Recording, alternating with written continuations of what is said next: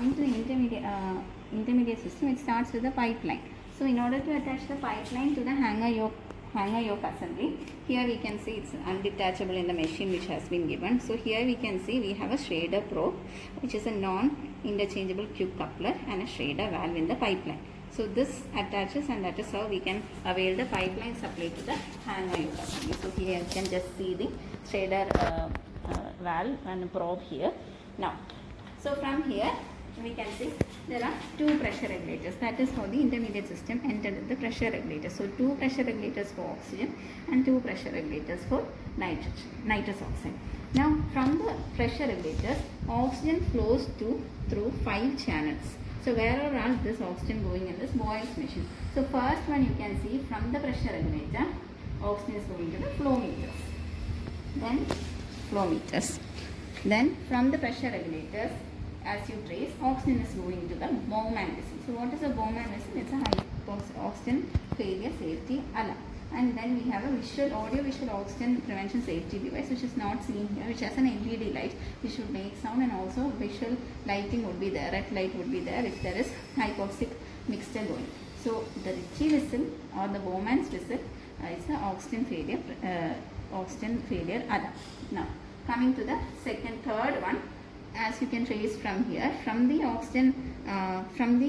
pressure regulator, oxygen pressure regulator, if you trace this path, you can see from under here, it's going to the nitrous oxide first stage pressure regulator.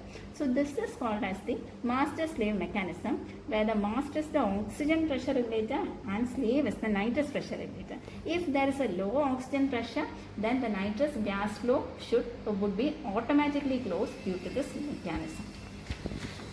So that is one of the safety mechanisms of intermediate pressure system. And finally we can see again, fourthly, it's coming to the oxygen flush, and fifth, as you can trace down, you can see this is the ventilator switch. So this is where an optional ventilator can be attached. So these are the 5 places to which oxygen flows. Now here you can see, then we have the, from here, it comes to the auxiliary oxygen connection. So how do you come to the auxiliary oxygen connection? You have the switch here, and if it is in the open position, then gases flow through the common gas outlet, which is a low pressure system, and if it is closed position, then gases will flow, only oxygen will flow to the auxiliary oxygen outlet.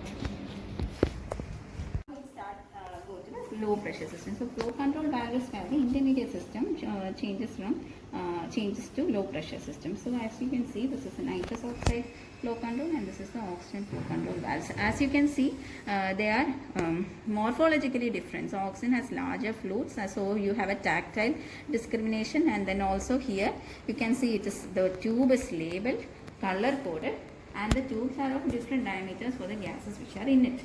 So you have the flow control valve, then you have the flow meter, where the scale is there, where you can see how much flow is kept, and then coming to the back bar. So this is the back bar. So whatever additional things we have to fit, it's in the back bar. Like we have the permanently mounted vaporizer. So this is a Boyle tech machine. So tech vaporizers can be attached to this machine.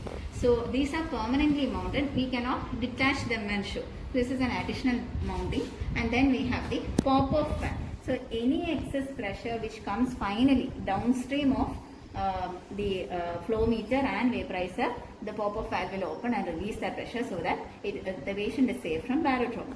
So coming from the pop-off valve, now we have, if we trace through this wiring here, you can see that it's finally going to the common gas outlet if it is in the on position, and if it is open, it goes to the auxiliary gas outlet.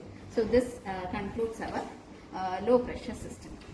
Now finally we'll just recap all the parts. We have the retaining screw, the swivel gauge, the nipple, pins for the pin index safety system, the body of the hanger yoke assembly, then we have the Boyle's pressure gauge, first stage pressure regulator, the Bowman's whistle, nitrous first stage pressure regulator.